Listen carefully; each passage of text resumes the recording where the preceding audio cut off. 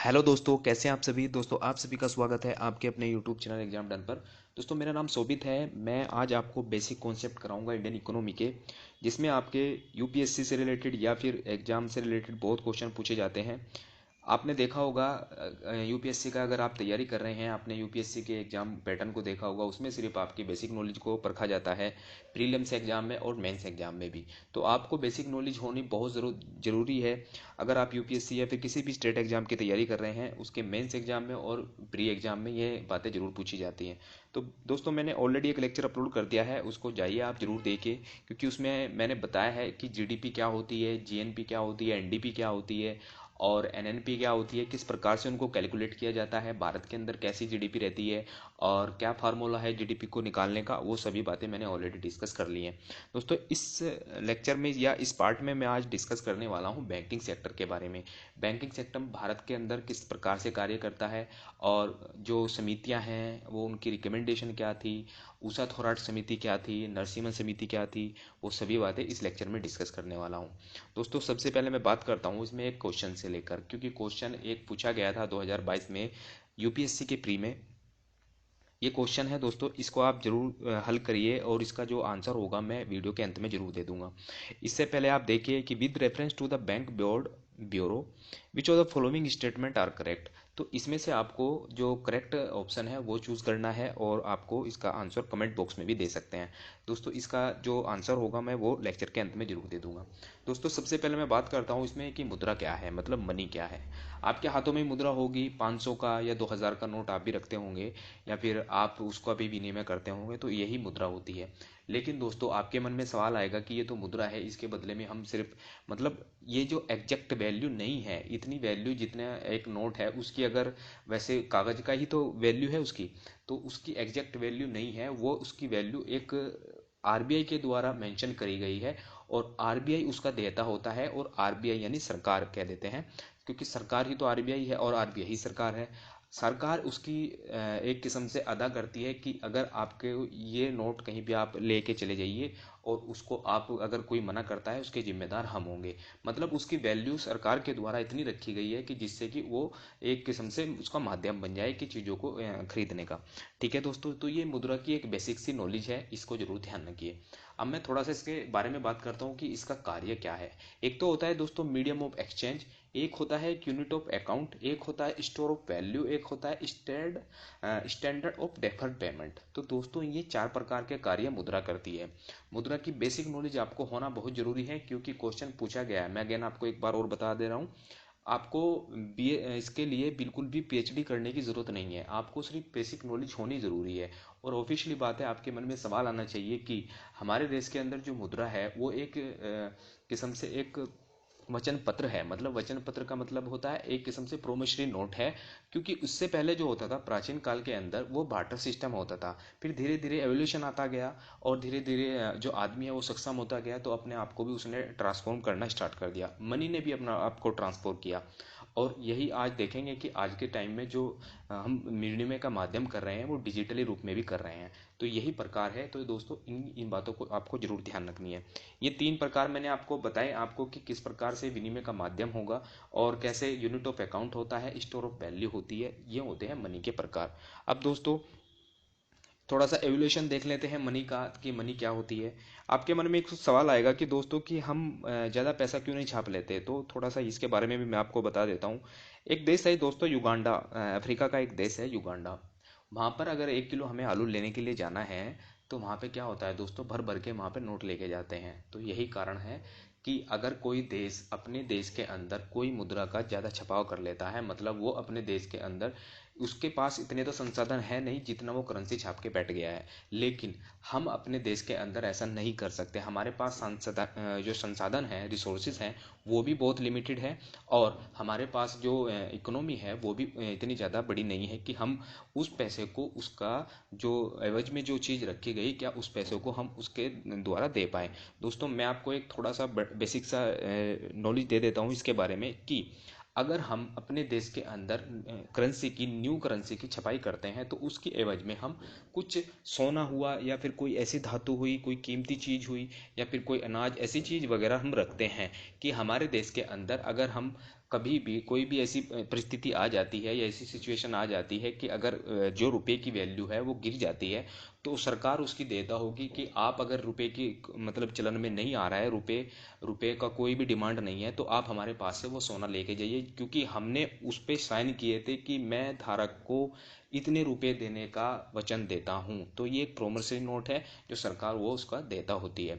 तो मैं आपको एक अगेन एक बात और बता देता हूँ, जितनी हम करेंसी या नोट छापते हैं उसके एवज में हम उतना ही सोना, चांदी या फिर कुछ ऐसी चीज़ जो कीमती चीज़ है, जैसे डॉलर को भी रख लेते हैं। और आज के टाइम में तो डॉलर चल रहा है या एसडीआर चल रहा है, इनको सब आगे मैं आने वाले समय में बताऊंगा। तो ये सब चीज़ें हम रख लेते हैं, तब जाके हम उनको करेंसी का नया छपाव करते हैं। तो ये एवोल्यूशन है दोस्तों करेंसी का, कि किस पर मनी का, सॉरी, कि मनी को किस प्रकार से यूज किया जाता था। पहले तो दोस्तों बार्टर सिस्टम हुआ था। प्राचीन काल के अंदर जब आर्य जो वैदिक सभ्यता हुआ करती थी, तो गाय के रूप में बार्टर सिस्टम होता था। मतलब गाय एक दूसरे से आदान प्रदान करते थे कि आप हमारी गाय रख लीजिए, हमें इतना अनाज दे दीजिए। दोस्तों पहले जो सबसे पहले प्राचीन भारत के अंदर की बात कर रहा हूँ मैं भी, भारत के अंदर जो बार्टर सिस्टम था वो गाय से रिलेटेड था। मतलब गाय को ही आदान प्रदान किया जाता था ऋग्वेदिक काल में, मतलब वैदिक काल के अंदर। फिर दोस्तों ट्रांसफॉर्म होते हैं, फिर प्राचीन काल के अंदर गोल्ड आता है, मतलब सोने से व्यापार होता है। फिर उसके बाद मेटल आती है, कॉइन सिक्कों को ढलाई होती है। फिर उसके बाद पेपर मनी आती है, जो आप अभी हाल के दिनों में देख रहे हैं। और दोस्तों प्लास्टिक कार्ड, जिसको आप क्रेडिट कार्ड या डेबिट कार्ड के नाम से भी जानते हैं, जिसको एटीएम कार्ड के नाम से भी आप जानते हैं, इसको आप प्लास्टिक कार्ड है दोस्तों, इसको प्लेटिनम मनी से भी नाम के इसको जाना जाता है। आज के टाइम में इसका सबसे ज़्यादा चलन है। और दूसरा दोस्तों इलेक्ट्रॉनिक मनी, जिसे आप फ़ोन पे वगैरह और ये गूगल पे और पेटीएम वगैरह जैसा करते हैं, इसको भी डिजिटली मनी कहा गया। और डिजिटल मनी दोस्तों एक और होती है, वो अभी हाल ही में भारत सरकार के द्वारा डिजिटल मनी को भी प्रमोट किया जा रहा है कि इतने परसेंट आप डिजिटली पैसा अपने अकाउंट में रख सकते हैं। उसकी डिजिटली फॉर्म होगी, वो कहीं पर भी फिजिकली अवेलेबल नहीं होगा। और दोस्तों ये जो आप क्रिप्टो करेंसी देख पा रहे हैं, ये कहीं पर भी, मतलब ये कहीं पर भी फिजिकली फॉर्म में नहीं है। ये टोटल टोटल सारी की सारी जितनी भी क्रिप्टो करेंसी होती है वो सब सॉफ्टवेयर के फॉर्म में होती है, मतलब वो डिजिटली फॉर्म में है। तो ये बातें हैं दोस्तों, इनको एवोल्यूशन कहा गया है मनी का, कि किस प्रकार से भारत के अंदर मुद्रा का विकास हुआ है। और भारत क्या दुनिया के अंदर इसी प्रकार से विकास हो रहा है जैसे भारत के अंदर हो रहा है। इनको जरूर ध्यान रखिए, ठीक है दोस्तों। अब दोस्तों मनी की सप्लाई है, भारत के अंदर किस प्रकार से मनी को सप्लाई किया गया है, कि कहाँ कहाँ पर मनी सप्लाई हो रही है, और क्या क्या मनी के जो घटक हैं या कंपोनेंट है वो किस प्रकार से हैं, ठीक है।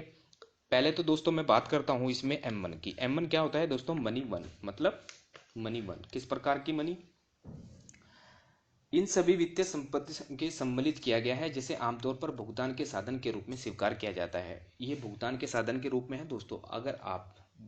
अगर आप कहीं पर भी भुगतान करते हैं या कहीं पर आप अपना अकाउंट खोलते हैं, तो वहां पर भी आप अपने आप को पैसा ही तो देंगे। तो पैसे के आधार पर इसको मनी सप्लाई कहा गया है। उनकी मनी सप्लाई के आधार पर भारत के अंदर किस किस प्रकार की मनी सप्लाई का मेथड अपनाया गया है, इनको जरूर ध्यान रखिए।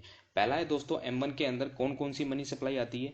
जनता के पास जो करेंसी होती है, नोट होते हैं और सिक्के होते हैं, प्लस वाणिज्य बैंकों के पास रखी गई जनता की निबल मांग जमाएं, प्लस जो भारतीय रिजर्व बैंक के पास जमा रखी गई है उसको M1 के अंदर काउंट किया जाता है। अगेन आपको एक और बात बता देता हूं कि ये मनी की सप्लाई का फंडा है, कि मनी की सप्लाई भारत के अंदर किस प्रकार से हो रही है। और दोस्तों M2 की अगर बात करूं, तो M2 के अंदर आता है M1, जो मैंने अभी बात करी M1 की। M1 आता है M2 के अंदर, प्लस डाकघर पर जो बचत होती है, जो जमाएं होती हैं, वो आती हैं। डाकघर में भी आपने सुना होगा, कहीं ना कहीं अकाउंट खोले रहते हैं, वो फिक्स डिपॉजिट के नाम से अवेलेबल होता है। ये दोस्तों है M2 का फंडा। और दोस्तों वहीं अगर M3 की बात करूं, M1 प्लस सभी वाणिज्य जो व्यापारी बैंक हैं या सहकारी बैंक है, उनकी जो जमा होती है, और इसमें से हम इंटरबैंक सावधि को जमा को निकाल कर रखते हैं, तब जाके ये M3 हमारा निकल के आता है। और दोस्तों वहीं अगर M4 की बात करूं, M4 के अंदर आता है दोस्तों M3 प्लस डाकघर की कुल बचत जमा, और डाकघर में से जो सावधि जमा होती है वो सम्मिलित किया जाता है, लेकिन राष्ट्रीय बचत प्रमाण पत्र से जो सम्मिलित नहीं होते उनको निकाल दिया जाता है। ये होती है दोस्तों M1 M2 M3 M4 के फंडे की किस प्रकार से भारत के अंदर मनी की सप्लाई होती है। ये बात आपको जरूर ध्यान रखनी है। ये इकोनॉमिक सेक्टर है दोस्तों, इसमें आपको ये जितना बड़ा इतना मतलब ये फैलता ही रहता है। अब अलग अलग से नई नई टर्म आ रही है, आप देखते होंगे कि नई नई, मतलब अब टैक्स भी नए नए किस्म से आ रहे हैं, जैसे GST वगैरह, ये सब अलग अलग प्रकार के होते हैं। तो ये इकोनॉमी सेक्टर इतना बड़ा सेक्टर है कि आप इसको जितना ज़्यादा पढ़ेंगे ना उतना ही ये कम लगेगा, लेकिन थोड़ा थोड़ा अगर हमको बेसिक नॉलेज भी है ना, तो बेसिक नॉलेज के आधार पर ही हम अपने एग्जाम को ही क्रैक करना है, हमें कोई इस पर पीएचडी नहीं करनी है। तो मैं आपको अगेन एक बार फिर से यही बात बता रहा हूँ।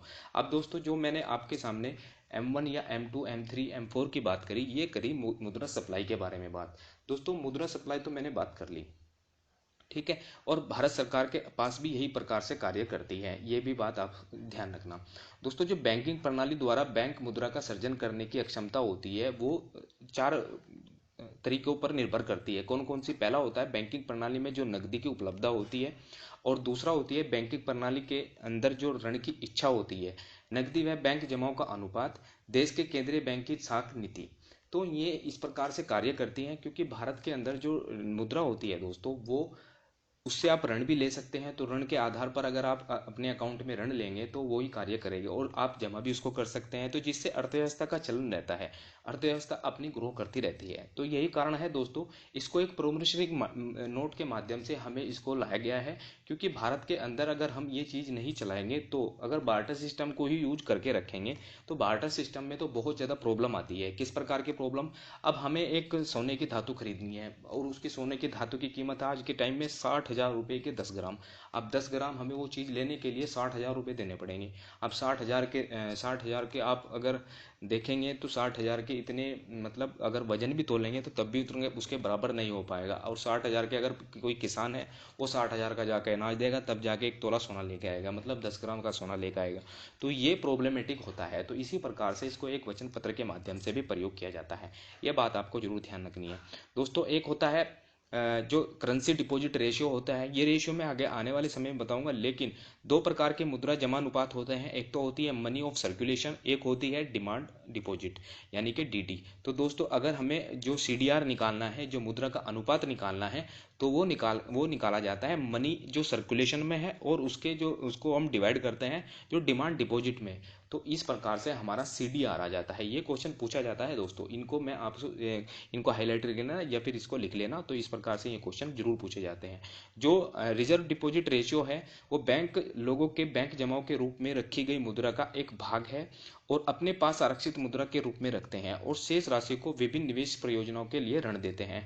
दोस्तों मैं आपको एक बात बता देता हूँ, जो सीडीआर होता है, एलएसएलआर होता है, या सीआरआर होता है, ये एक प्रकार के रेशियो होते हैं। इनको मैं आगे आने वाले बैंकिंग सिस्टम में बताऊंगा, इसमें मैं ये डिस्कस करने वाला नहीं हूँ। इसमें सिर्फ आपको मैं बेसिक नॉलेज देना चाहता हूँ जो मुद्रा से रिलेटेड है। अब दोस्तों थोड़ी सी मैं बात करता हूँ इसमें कि बार्टर सिस्टम और मनी के में क्या डिफरेंस था। ये आप इनको देख लीजिए, ये बात मैंने बता दी है। थोड़ा सा इसको आप समझ लेंगे, तो अगर आपकी समझ में आ गया है अच्छे तरीके से, तो आप इसको इजीली देख पाएंगे और सही से आपको समझ पाएंगे। ठीक है दोस्तों, अब बात करते हैं दोस्तों, मेन इंपॉर्टेंट टॉपिक जो हमारा है वो है बैंकिंग सिस्टम। भारत के अंदर बैंकिंग कार्य किस प्रकार से करता है दोस्तों। जिसको बैंकों का बैंक कहा जाता है, भारत की जो सबसे बड़ी बैंक है उससे लेके चलते हैं।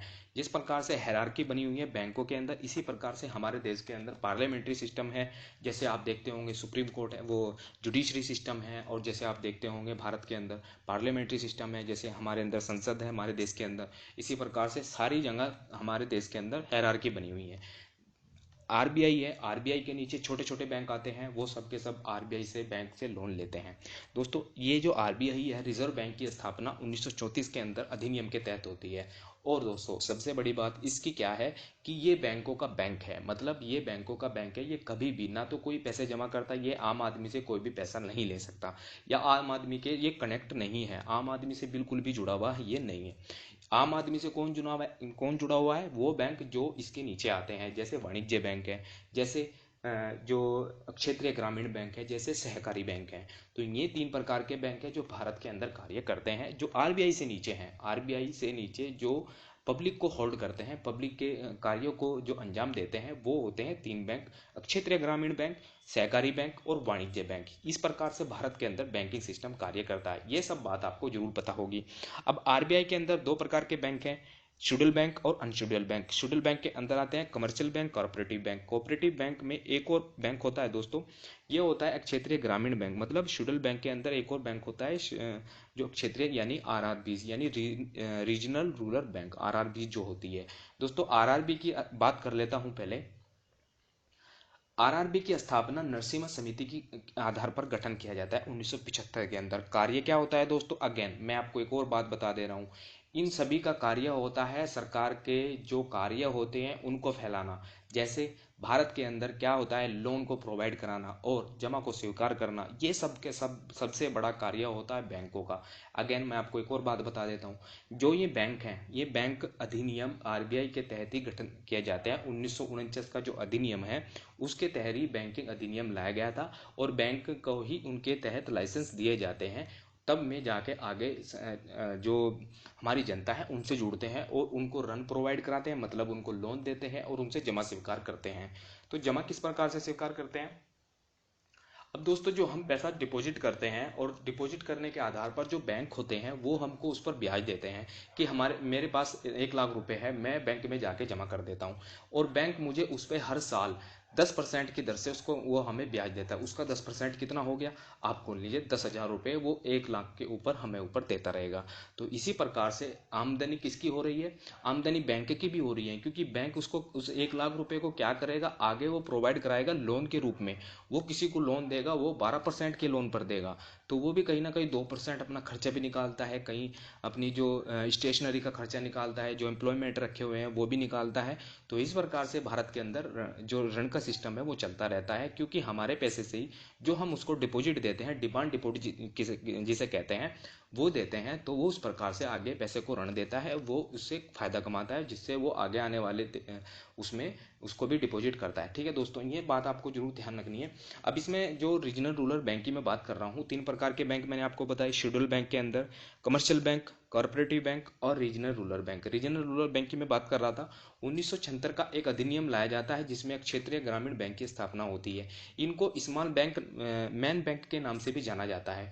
दोस्तों ये अनुसूचित बैंकों के रूप में इनकी स्थापना की जाती है, मतलब शेड्यूल बैंक के अंदर ही ये काम करते हैं।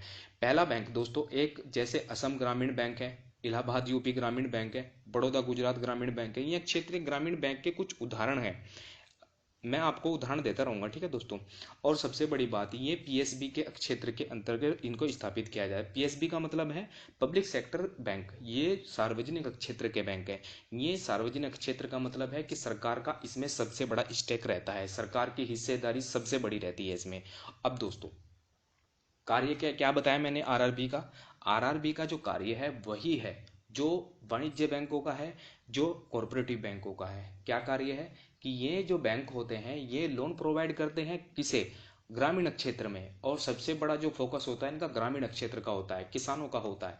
तो यही कारण है दोस्तों, ये आगे आने वाले समय में इनको देखने को मिलेगा। अब दोस्तों ये तो हो गई आरआरबी की बात, अब मैं बात करता हूँ कॉरपोरेटिव बैंक की, मतलब जो सहकारी बैंक है इनकी बात करता हूँ। कॉरपोरेटिव बैंक कौन कौन से होते हैं दोस्तों, कॉरपोरेटिव बैंक की जो स्थापना होती है 1949 का जो आरबीआई का जो अधिनियम है, यानी भारतीय रिजर्व बैंक द्वारा बैंकिंग विनियमन अधिनियम की इसके द्वारा इसकी स्थापना की जाती है। वैसे तो जो कॉरपोरेटिव बैंक थे उनकी स्थापना अंग्रेजों के जमाने में ही की गई थी। कॉरपोरेटिव का मतलब होता है कि 10 से 15 लोग मिलकर एक कॉरपोरेटिव बनाते हैं, वो 10 इकट्ठे होते हैं, वो कुछ पैसा जोड़ के एक बैंक का निर्माण करते हैं जिससे वो लोगों को मतलब पैसा दे सके। लेकिन इसकी स्थापना अंग्रेजों के शासनकाल में 1912 के तहत की गई थी।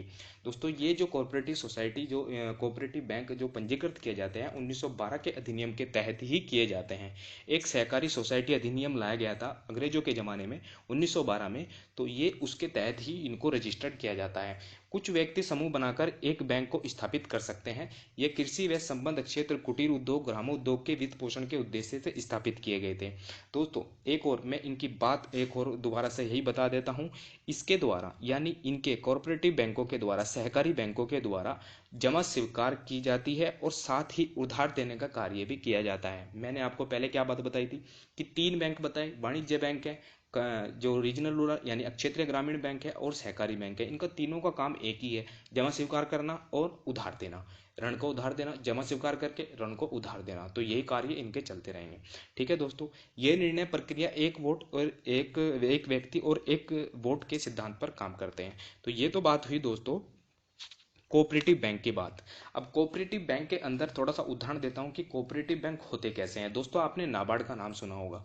नाबार्ड एक सबसे बड़ा कोऑपरेटिव बैंक है पूरे भारत के अंदर। कोऑपरेटिव बैंक का मतलब मैंने आपको बताया कि कुछ लोग मिलकर इकट्ठे एक कार्य को करते हैं, उसको कोऑपरेटिव बैंक के अंतर्गत रखा जाता है। नाबार्ड की स्थापना एक अधिनियम के तहत होती है। 12 जुलाई 1982 के तहत इसकी नाबार्ड की स्थापना शिवरमन समिति के जो अनुशंसा होती है, शिवरमन समिति की रिकमेंडेशन के आधार पर नाबार्ड बैंक की स्थापना होती है। नाबार्ड की फुल फॉर्म मैं बताऊं तो इसमें national bank for agriculture and rural development bank.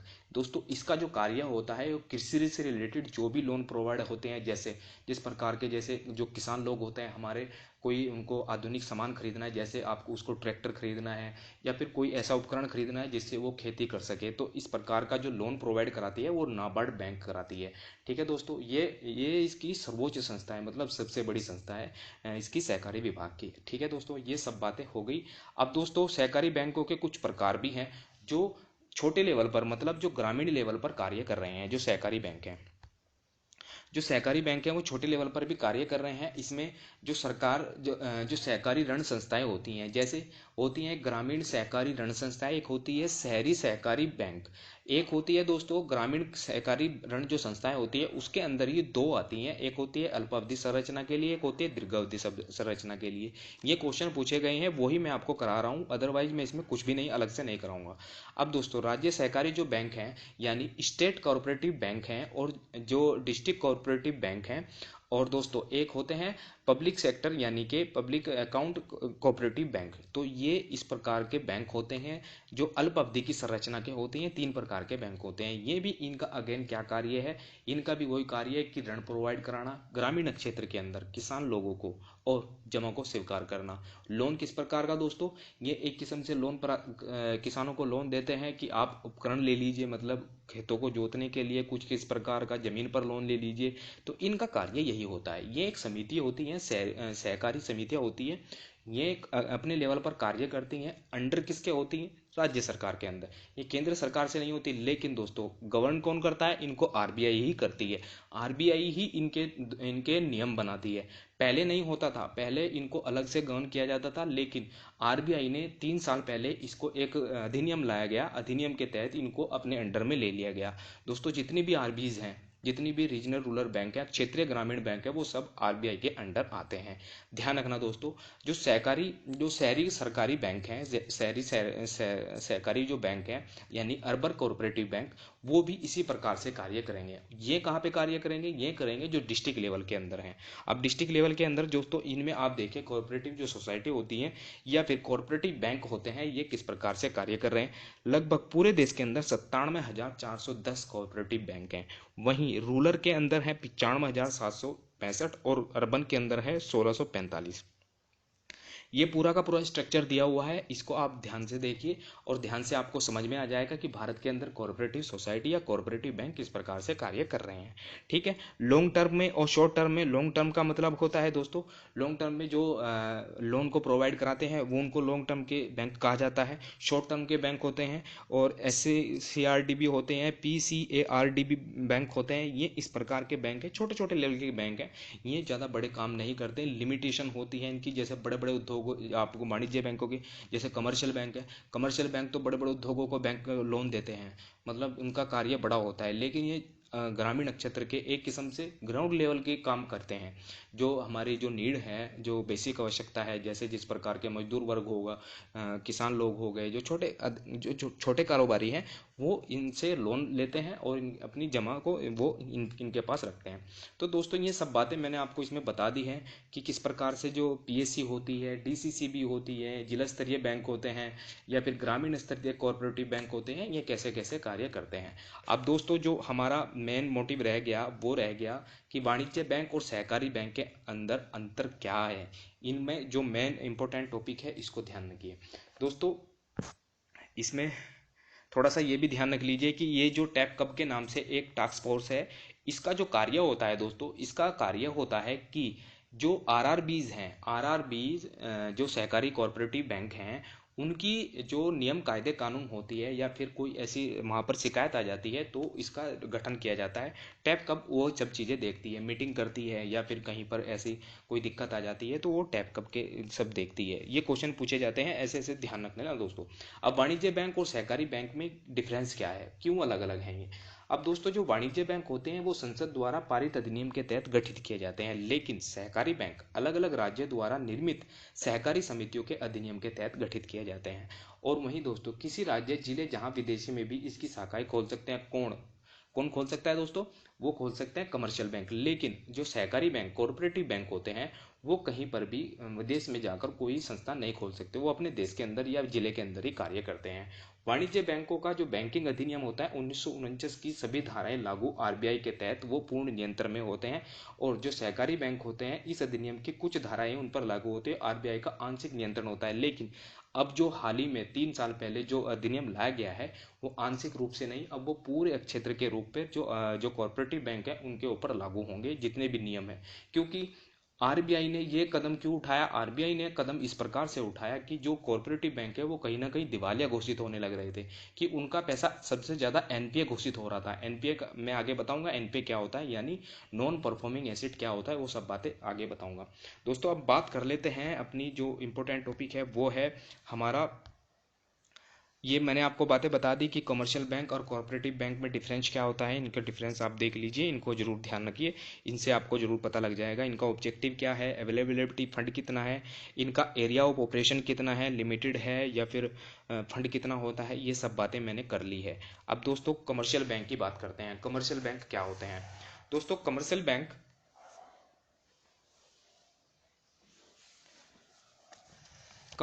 दोस्तों, इसमें आप ये देखिए कि कमर्शियल बैंक जो होते हैं इनका एरिया बड़ा होता है। ये बड़े बड़े उद्योगों को, जैसे अडानी, अंबानी और जैसे आप इंफोसिस वगैरह, टाटा वगैरह को देखेंगे, ये इनको लोन प्रोवाइड कराते हैं।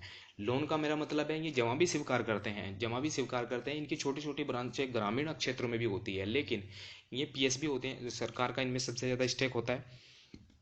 लेकिन इनके अंदर ही प्राइवेट बैंक भी होते हैं। अब दोस्तों कमर्शियल बैंक दो प्रकार के होते हैं, अगेन शेड्यूल बैंक होते हैं और नॉन शेड्यूल बैंक होते हैं। शेड्यूल बैंक के अंदर प्राइवेट सेक्टर के बैंक होते हैं, पब्लिक सेक्टर के बैंक होते हैं और फॉरेन सेक्टर के बैंक होते हैं। पब्लिक सेक्टर के अंदर एसबीआई सबसे बड़ा है और अदर बैंक हैं दोस्तों जो नेशनलाइज हो चुके हैं। अब दोस्तों सबसे बड़ी बात है, जो बैंकों का बैंक कहा जाता है आरबीआई। आरबीआई के अंदर मैंने आपको 3 बैंक बताए, एक बार फिर आपको रिपीट करा रहा हूँ। 3 बैंक कौन कौन से बताए?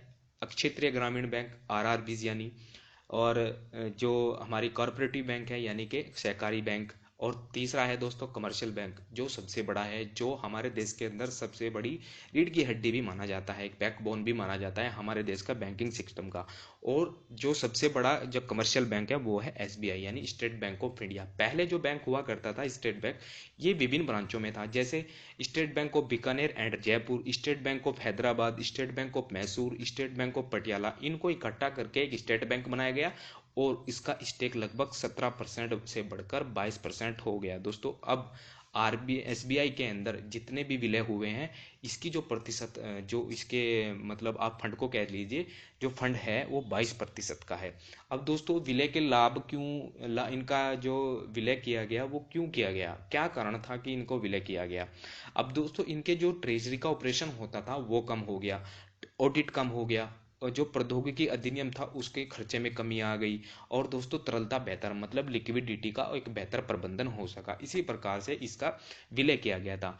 और दोस्तों जो अंतर्राष्ट्रीय स्तर पर इसकी पहचान बनी, जैसे एसबीआई के आप ब्रांच देखेंगे वो ब्रिटेन के अंदर भी है, फिलीपींस, चीन, जो ताइवान है वहाँ पर भी एसबीआई की ब्रांच खुली हुई है, बल्कि यहाँ तक कि आप देखेंगे रूस के अंदर भी एसबीआई की ब्रांचेस हैं। तो दोस्तों भारत के भी अंदर भी विदेशी बैंक हैं, और विदेशी बैंक के विदेशी विदेशों में भी भारत के बैंक मौजूद हैं।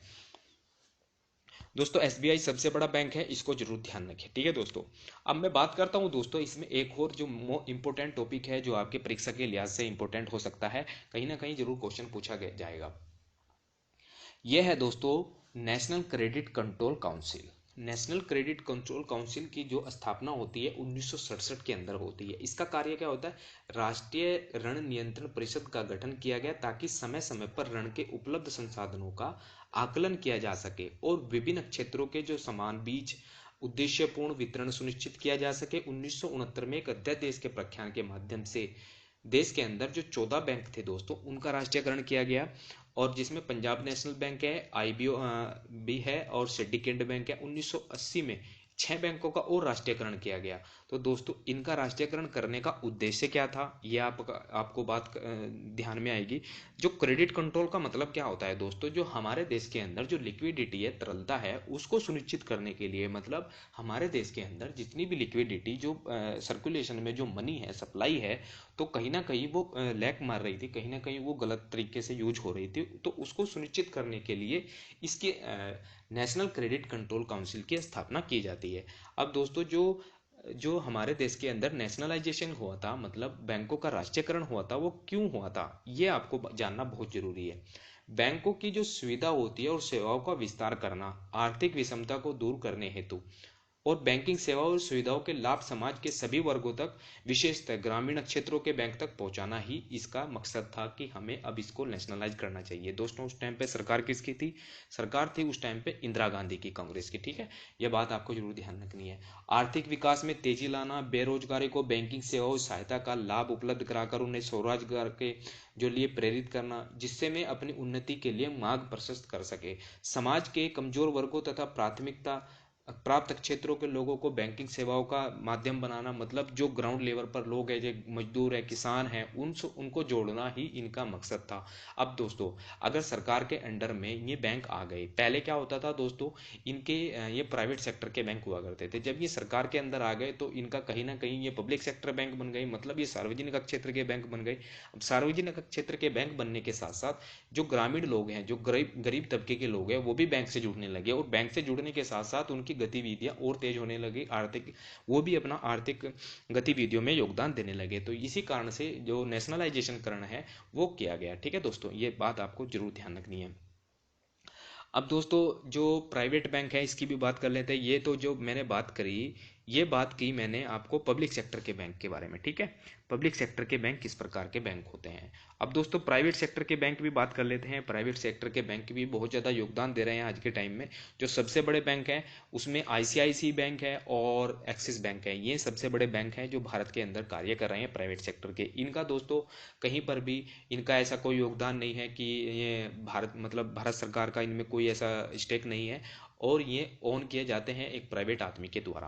दोस्तों भारतीय बैंक सभी भारतीय बैंकों के प्रदर्शन की तुलना करने की सुविधा के लिए आरबीआई द्वारा भारतीय बैंकों के पुराने बैंकों और नए बैंकों को वर्गीकृत किया गया है। जैसे पुराने बैंक, नए बैंक, इनके द्वारा भी इनको भी वर्गीकृत किया गया, लेकिन उनमें हम नहीं जाने वाले हैं। सिर्फ हमें ये बैंकों के बारे में पता होना चाहिए कि ये कौन कौन से बैंक हैं। अब दोस्तों जो फॉरेन बैंक हैं, फॉरेन सेक्टर के बैंक हैं, जैसे आपने सिंडिकेट बैंक सुना होगा, ये भी सब फॉरेन के बैंक हैं। और दोस्तों जो आपने भारत के अंदर भी बैंक कार्य कर रहे हैं, अभी हाल ही में उनका नाम मुझे याद नहीं आ रहा है, लेकिन फिर भी भारत के अंदर जो फॉरेन बैंक है उनको जरूर ध्यान रखिए, इनका भी कहीं ना कहीं योगदान रहता है। ये भी, इनका भी काम यही है दोस्तों कि ये जमा स्वीकार करते हैं और लोन प्रोवाइड कराते हैं, यही काम इनका है। अब दोस्तों लघु वित्त बैंक, मतलब स्मॉल फाइनेंस बैंक, इनका भी कार्य दोस्तों यही है। और दोस्तों सबसे बड़ी बात, जो एसबी यानी कि स्मॉल फाइनेंस बैंक होते हैं, बैंकिंग और वित्त क्षेत्र में 10 वर्षों का अनुभव रखने वाले व्यक्ति ही लघु बैंक की स्थापना कर सकते हैं। जो इनकी स्थापना होती है, इसके कहीं ना कहीं पैरामीटर पूछे जाते हैं कि कौन आदमी इनको स्थापित कर सकता है, और कितनी राशि हो सकती है कि एक एस एफ बी के यानी स्मॉल फाइनेंस बैंक की स्थापना हो सकती है। 100 करोड़ की न्यूनतम राशि होनी चाहिए पेड कैपिटल के आधार पर, तो इनकी स्मॉल फाइनेंस बैंक की स्थापना की जाती है। दोस्तों फाइनेंस का मतलब है कि ये फाइनेंस प्रोवाइड कराते हैं इंसान को। ठीक है दोस्तों, ये बात आपको जरूर ध्यान रखनी है। दोस्तों फॉरेन बैंक होते हैं, जो फॉरेन बैंक 1991 में जब आपने देखा होगा एलपीजी रिफॉर्म लाए गए थे, तो तब इनको अनुमति दी गई थी। एक इनमें सिंडिकेट बैंक है, अमेरिका का बैंक है, एक इसमें स्कॉटलैंड के बैंक है, एचएसबीसी बैंक है, रॉयल बैंक है। तो ये सारे के सारे विदेशी बैंक हैं, इनको जरूर ध्यान रखना है। ठीक है दोस्तों, तो मैं अब जाए इनमें थोड़ा सा डिटेल में नहीं जाऊँगा, बस थोड़ी सी इतनी बात कर लेते हैं कि हाँ भारत के अंदर ये बैंक कार्य कर रहे हैं। ठीक है दोस्तों, अब बात करते हैं दोस्तों वाणिज्य बैंकों के कार्य की। वाणिज्य बैंकों का जो कार्य होता है वो सबसे बड़ा इंपॉर्टेंट है। वाणिज्य बैंकों का जो कार्य होता है वो होता है फिक्स डिपॉजिट का, समझी जमा है। फिक्स डिपॉजिट का मेरा मतलब है कि कोई बैंक के पास अपना पैसा जमा करने के लिए गया कि भाई मुझे इतने पैसे इतने साल बाद चाहिए, हमें बीच में नहीं निकलवाना, तो वो आपका फिक्स हो गया। फिक्स का मतलब है कि उसके ऊपर आपको ब्याज मिलता रहेगा, इसका मतलब आपका फिक्स डिपॉजिट हो गया। बचत खाता जमा है, बचत खाता का मतलब होता है जो सेविंग अकाउंट आपका खोला जाता है, तो सेविंग अकाउंट में आपको सेविंग के साथ साथ आप उसको निकाल भी सकते हैं, मतलब उसको डिपॉजिट कर दिया तो आप उसको अगले दिन निकाल भी सकते हैं, तो वो सेविंग अकाउंट होता है, उस पर आपको बैंक ब्याज देती रहेगी हर साल। ठीक है। अब चालू जो खाता होता है, बचत खाता होता है, कुछ चालू खाता होता है, ऋण और अग्रिम राशि होती है, और उपयोगिता सेवाएं होती है, लोकल सुविधा भी जो देती है, कौन देती है, हमारी कमर्शियल बैंक देती है, और ड्राफ्ट सुविधाएं होती है, लेटर ऑफ क्रेडिट यही देती है, एजेंसी सेवाएं देती हैं, संग्रह करती है, भुगतान देती है, प्रतिभूतियों का क्रय विक्रय यानी सिक्योरिटी का क्रय विक्रय करती है। ये बात आपको जरूर ध्यान रखनी है। जो ग्राहक कभी कभी बैंकों में अपनी जो सिक्योरिटी होती है, क्रय विक्रय के संपर्क करते हैं, तो इनके लिए बैंकों का कमीशन दिया जाता है। बैंकों का कमीशन का मतलब, सिक्योरिटी का मतलब है जैसे आप डीमेट अकाउंट खोलते हैं सिक्योरिटी के अंदर, अपने देश के अंदर जब आप शेयर मार्केट में अपना पैसा लगाते हैं, तो वो कमर्शियल बैंक के थ्रू ही आप ये सब ट्रेडिंग करते हैं, सिक्योरिटी खरीदते बेचते हैं। तो इनको ध्यान रखना है। ठीक है दोस्तों, ये सब बातें मैंने ऑलरेडी आपको बता दी है, थोड़ा सा बस बेसिक नॉलेज आपको देना जरूरी है, क्योंकि इससे आपको पता लगेगा कि भारत के अंदर किस प्रकार से बैंकों का कार्य चल रहा है। अब भारत के जो भारत विदेशों में जो भारत के बैंक हैं वो कौन कौन से हैं, उनमें भी आपको देखना है। जैसे एसबीआई है और कैनरा बैंक है, ये भी भारत के विदेशों में भारत के बैंक हैं जो कार्य कर रहे हैं। जैसे आप ब्रिटेन के अंदर देखेंगे, अमेरिका के अंदर देखेंगे, और आप देखेंगे कि रूस के अंदर भी बैंक एसबीआई की शाखा है, तो वहाँ पर भी ये कार्य कर रहे हैं। अब दोस्तों मेन इंपॉर्टेंट टॉपिक है जो हमारा, ये तो मैंने आपके सामने बातें कर ली कि कमर्शियल बैंक किस प्रकार से जो फंक्शन कर रहे हैं, ये भी बातें कर ली। अब दोस्तों बात करता हूँ एनबीएफसी की, यानी नॉन बैंकिंग फाइनेंशियल कंपनी। ठीक है। ये कंपनी जो होती है दोस्तों, ये 1956 के अधिनियम के तहत रजिस्टर्ड की जाती हैं। और दोस्तों इनका जो कार्य है वो अब डिफरेंट हो चुका है। अब डिफरेंट क्या है, मैंने बैंकों के बारे में आपको क्या बताया, ये जमा स्वीकार करते हैं कि ये लोन प्रोवाइड करते हैं, लेकिन दोस्तों एनबीएफसी जमा स्वीकार नहीं करती, ध्यान रखना। ये इसमें लिखा हुआ है can not accept demand deposit, can accept demand deposit, ये लिखा हुआ है ना दोस्तों इस पे, ये आप इनको जरूर ध्यान रखिए। ये होती हैं दोस्तों एनबीएफसी, यानी नॉन बैंकिंग फाइनेंशियल कंपनीज। अब दोस्तों इसमें जो सबसे बड़ी बात है ये होती है, जो बैंक होते हैं हमारे वो बैंकिंग अधिनियम के तहत रजिस्टर्ड होते हैं, लेकिन जो एनबीएफसी होती है वो 1956 की कंपनी अधिनियम की धारा के तहत रजिस्टर्ड होती है। और दोस्तों जो बड़ी बड़ी कंपनियां होती हैं आप देखते हैं, इनका जो स्टेक है, जो एनबीएफसी का स्टेक है, लगभग पूरे भारत की अर्थव्यवस्था में 17% है। ये लोन को प्रोवाइड कराती हैं जो बड़े बड़े उद्योग होते हैं, जैसे इंफ्रास्ट्रक्चर के क्षेत्र में ये कार्य कर रही हैं, जैसे विनिर्माण के क्षेत्र में, या फिर कई बैंकिंग सेक्टर को भी ये लोन दे देती हैं। तो इनका कार्य सिर्फ इतना है कि ये लोन प्रोवाइड कराती हैं। लोन, ये पैसा आता कहाँ से है दोस्तों, ये ब्याज से पैसा कमाते हैं। और कुछ लोगों के समूह होता है, तो वो एक कार्य करते हैं कि हमें एक एनबीएफसी खोलनी है, एक कंपनी बनानी है जो लोगों को पैसा प्रोवाइड कराएगी, और पैसा उसको माध्यम से वो क्या करेगी दोस्तों, वो ब्याज वसूलेगी। तो इसी इनका ये कार्य होता है एनबीएफसी का। एनबीएफसी दोस्तों मांग स्वीकार नहीं करती। एनबीएफसी भुगतान और निपटान प्रणाली यानी पेमेंट एंड सेटलमेंट का हिस्सा नहीं है, और इसके पास चेक जारी करने की शक्ति नहीं है। बैंकों के पास चेक जारी कर सकते हैं, डिमांड डिपॉजिट कर सकते हैं, लेकिन एनबीएफसी ऐसा नहीं कर सकती। ठीक है दोस्तों, ये बात आपको जरूर ध्यान रखनी है। Deposit except by NBFC is not ensure. ठीक है, ये सब बातें आपको जरूर ध्यान रखनी है एनबीएफसी के बारे में। और क्वेश्चन दोस्तों इन्हीं से पूछे जाते हैं, ज़्यादा इतनी डीपली क्वेश्चन नहीं पूछे जाते हैं, सिर्फ आपको छोटी छोटी बातें ध्यान रखनी है।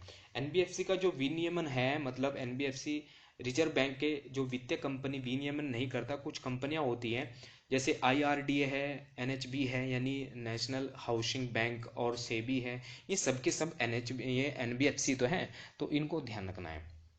अब दोस्तों एक और कंपनी होती है निधि कंपनी, यानी कि फंड कंपनी, जिसको आप फंड कंपनी के नाम से भी जान सकते हैं। दोस्तों ये बैंकिंग अधिनियम की धारा 1/2013 की है, जो हमारी भारतीय जो कंपनी अधिनियम है 406 के धारा के तहत आता है।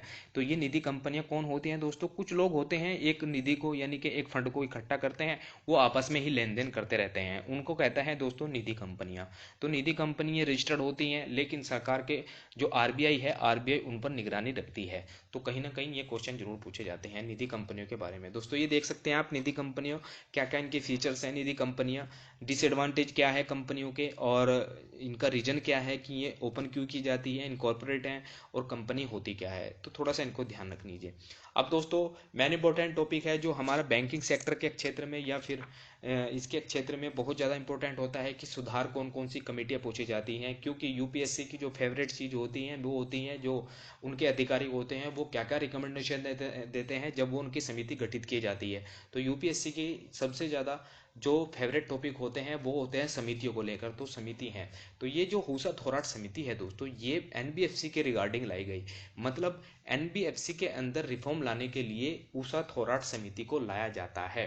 अब एनबीएफसी के अंदर क्या क्या मतलब क्या क्या रिकमेंडेशन दी थी इसने, उषा थोराट समिति ने, इसने कहा था दोस्तों जो एनबीएफसी की टियर 1 पूंजी है, समिति के सुझाव दिया था कि एनबीएफसी के पंजीकरण के 3 वर्ष के भीतर ही पूंजी को पर्याप्त दृष्टि से न्यूनतम टियर 1 12% होनी चाहिए। अब दोस्तों इसने क्या किया कि जो निधि जो एनबीएफसी कार्य कर रही थी, जो पैसा लोगों को बांट रही थी, तो वो क्या किया दोस्तों, उसको टियर 1 के या टियर 2 के तहत उनको बांट दिया। अब दोस्तों दूसरा कार्य क्या किया उसने, एक किया लिक्विडिटी रेशियो, यानी कि 30 दिन के तरलता अनुपात का पालन किया जाए। मतलब इसमें क्या कहा इसने, आरबीआई ने 30 दिनों के लिए तरलता अनुपात बनाए रखने की सिफारिश की है। इसका अर्थ है कि एनबीएफसी प्रत्येक महीने अपने ऋण भुगतान की बकाया राशि के बराबर नगद शेष राशि को अलग रखना होगा। तो ये रिकमेंडेशन दी थी उषा थोराट समिति ने एनबीएफसी के ऊपर। अब बैंकों को लागू होने वाले अकाउंटिंग सिस्टम जैसे एनबीएफसी के लिए भी होने चाहिए। समिति के अनुसार क्या कहा गया, 1000 करोड़ से अधिक परिसंपत्तियां वाली जितनी भी एनबीएफसी है, सेबी में सूचीबद्ध करार की धारा 49 के तहत कंपनी के निदेशक मंडल का गठन करना चाहिए। दोस्तों ये रिकमेंडेशन है, इनको ध्यान रखना, ये आरबीआई एनबीएफसी के तहत दी गई थी उषा थोराट समिति ने। अब दोस्तों ये तो हो गई उषा थोराट समिति। अब होती है दोस्तों नरसिम्हन समिति, ये होती है बैंकिंग सुधारों के अंदर। बैंकिंग सुधारों के अंदर जो नरसिम्हन समिति लाई जाती है 1991 में, ये जो पहली समिति, ये 2 समिति लाई जाती है दोस्तों, इनको ध्यान रखना है। पहली समिति होती है जो, इस समिति के जो 13वें गवर्नर होते हैं श्री एम नरसिम्हा, जो बैलेंस ऑफ पेमेंट यानी कि भुगतान संतुलन के संकट की पृष्ठभूमि की समिति का गठन किया गया था। वित्तीय प्रणाली से संबंधित सभी कारकों का विश्लेषण करने और दक्षता व उत्पादकता का सुधार करने की सिफारिश इस समिति के गठन के उद्देश्य के तहत की गई थी। इनकी जो रिकमेंडेशन है दोस्तों, सबसे बड़ी क्या है, strengthen the banking sector, assess quality system and the method of bank structure issue technical and upgradation. अब दोस्तों इसने जो रिकमेंडेशन दी थी वो सीआरआर और एसएलआर में कमी करने के लिए भी दी थी, लेकिन सरकार ने इस रिकमेंडेशन को नहीं माना था। क्वेश्चन पूछा जाता है क्या जो नरसिम्हा समिति थी, जो फर्स्ट नरसिम्हन समिति थी, क्या उसने सरकार के द्वारा उन रिकमेंडेशन को माना गया था? नहीं माना गया था दोस्तों। दूसरी जो रिकमेंडेशन मानी गई, जो रिकमेंडेशन आई थी नरसिम्हन समिति, उसको माना गया था सरकार के द्वारा। पहली क्या थी दोस्तों, इसमें सीआरआर, ये आगे आने वाले लेक्चर में आपको बताऊंगा सीआरआर क्या होता है और एसएलआर क्या होता है। बैंकों की संरचनात्मक जो पुनर्गठन किया गया, एआरएफ ट्रिब्यूनल का गठन किया गया, बैंकों के पूंजी जुटाने की अनुमति दी गई। अब दोस्तों ये जो नरसिम्हन समिति है, जो बैंकिंग सेक्टर के रिफॉर्म लाए गए थे, इसमें सिर्फ आपको यह ध्यान रखना है कि इसकी रिकमेंडेशन को सरकार के द्वारा माना नहीं गया, लेकिन जो दूसरी रिकमेंडेशन दी गई थी नरसिम्हन समिति की, उसको माना गया। उसमें क्या कहा गया था दोस्तों, दूसरी जो समिति थी, इसमें क्या कहा गया था, एक सशक्त बैंकिंग प्रणाली की आवश्यकता है। एनपीए के लिए कठोर मापदंड होने चाहिए। एनपीए, अब मैं बताने वाला हूं कि एनपीए क्या होता है। पीएसबी के लिए अधिक स्वायत्तता होनी चाहिए, पीएसबी यानी पब्लिक सेक्टर बैंक, और जो पूंजी पर्याप्तता मापदंड है उसके लिए होनी चाहिए। दोस्तों इसका क्रियान्वयन किया गया और इसी के आधार पर दोस्तों सरफेसी एक्ट लाया जाता है। ध्यान रखना दोस्तों, नरसिम्हन समिति सेक्रेड के आधार पर ही सरफेसी एक्ट लाया जाता है। सरफेसी एक्ट 2002 के अंदर लाया गया।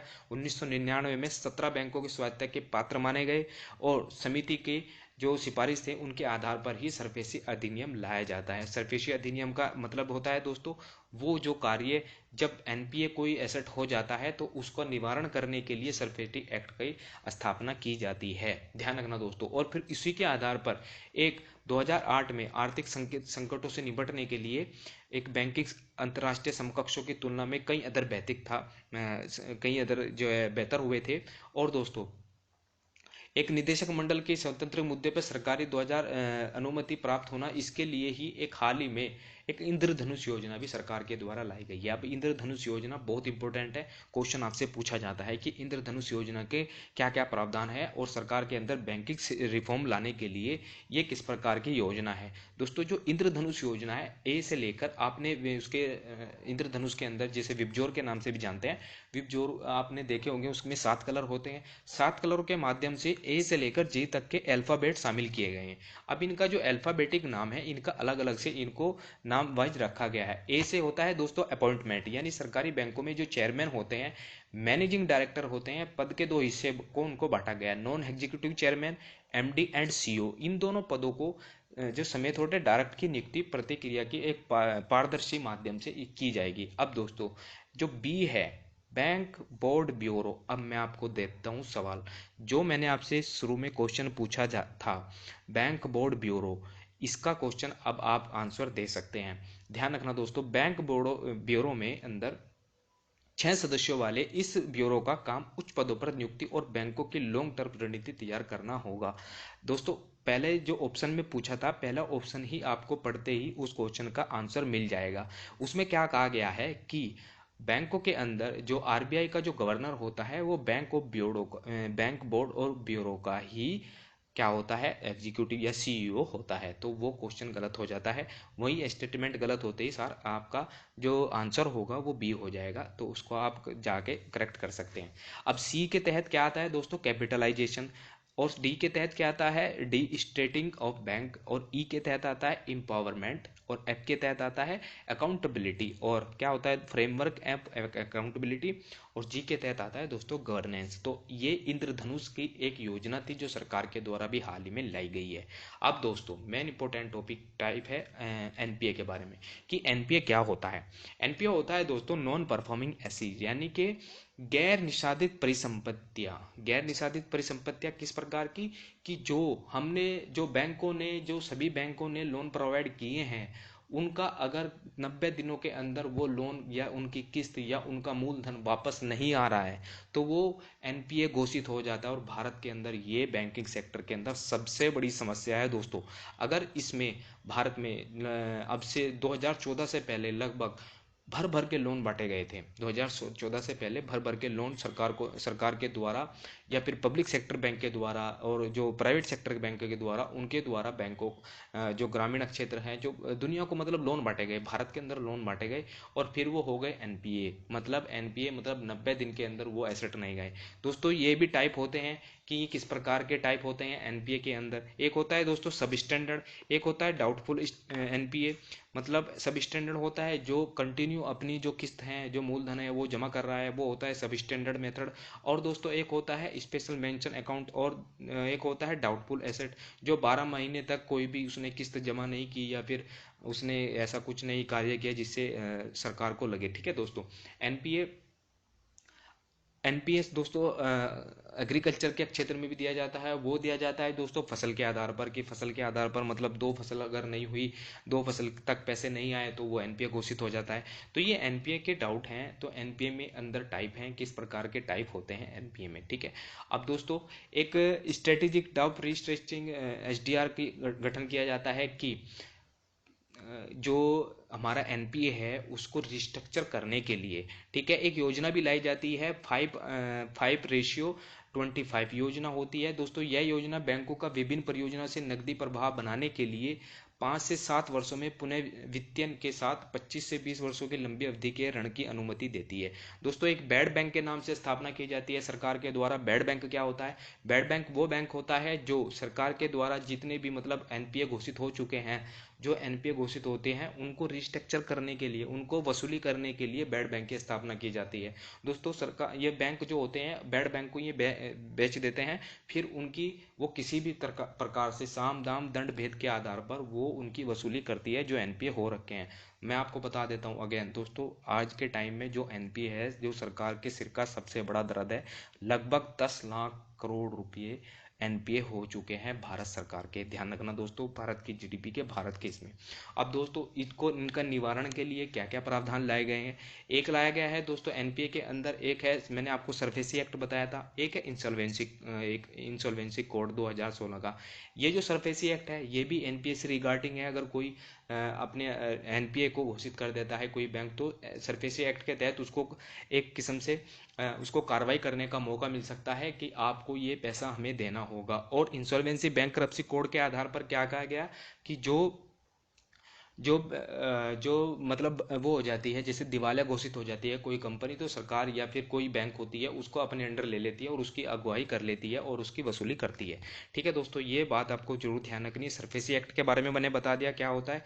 ये क्रिसिल क्या होता है दोस्तों, इसको stand for the central repository information of large credit.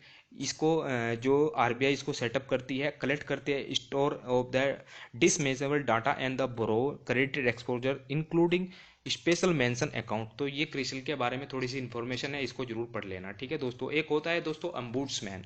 अम्बुड्समैन क्या होता है, वो होता है दोस्तों बैंकों के अंदर अगर कोई कार्य ढंग से नहीं हो रहा है तो आप यहाँ पर शिकायत कर सकते हैं। जैसे आपका कोई क्लेम अटका हुआ है या फिर आपका कोई बैंक मतलब आपकी किस्त के आधार पर या फिर बैंकों के आधार में कोई ऐसी गड़बड़ी चल रही है कि आपको बैंक की शिकायत करनी है, ये एक किस्म से लोकपाल कह लीजिए। जैसे आपका निवारण स्थान है कि वहाँ पर आप अपनी शिकायत दर्ज करेंगे और दर्ज करने के आधार पर एकदम से आपको तुरंत कार्रवाई देखने को मिलेगी, वो होता है दोस्तों ओम्बुड्समैन। ओम्बुड्समैन मतलब एक बैंकिंग लोकपाल। ठीक है दोस्तों, ये आपको ध्यान रखना है। और बैंक बोर्ड ऑफ ब्यूरो के बारे में बता देता हूँ दोस्तों। बैंक बोर्ड ऑफ ब्यूरो क्या होती है दोस्तों, बैंक बोर्ड ऑफ ब्यूरो वो होती है जो मैंने आपसे क्वेश्चन शुरू में स्टार्टिंग में पूछा था कि भारत के अंदर बैंक ऑफ ब्यूरो की किस प्रकार से स्थापना की जाती है और इसके जो मैनेजिंग डायरेक्टर होते हैं ये भी किस प्रकार से कार्य करते हैं। दोस्तों अगेन मैं आपको एक और बात बता दे रहा हूँ, ये सिर्फ आपको बेसिक नॉलेज करने के लिए मैंने लेक्चर बनाया है। इसमें आपको जितनी भी जो मैंने आपको जो इन्फॉर्मेशन दी है वो आशा करता हूँ अच्छे से समझ में आई होगी। थोड़ा सा और बात बता देता हूँ दोस्तों।